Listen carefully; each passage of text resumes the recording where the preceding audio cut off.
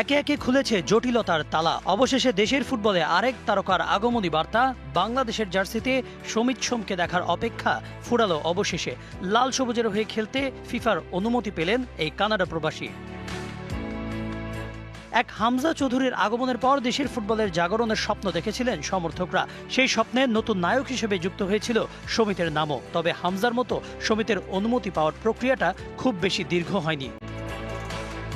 কানাডার হয়ে দুটি প্রীতি ম্যাচে খেলা এই ক্যাভালরি এফসি তারকার পাসপোর্টের আনুষ্ঠানিকতা শেষ হয় গত সোমবার। সেদিনই ফিফার প্লেয়ার স্ট্যাটাস কমিটির পোর্টালে করা হয় আবেদন। একদিন না যেতেই মিলেছে সুখবর, জাতীয় দলের জার্সিতে খেলতে আর কোনো বাধা নেই সোমের।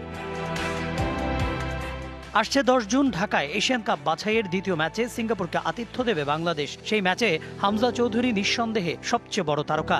এবার সবকিছু ঠিক থাকলে তার সাথে যুক্ত হচ্ছেন সমিত। এতে আরও শক্তিশালী হলো বাংলাদেশের মিডফিল্ড।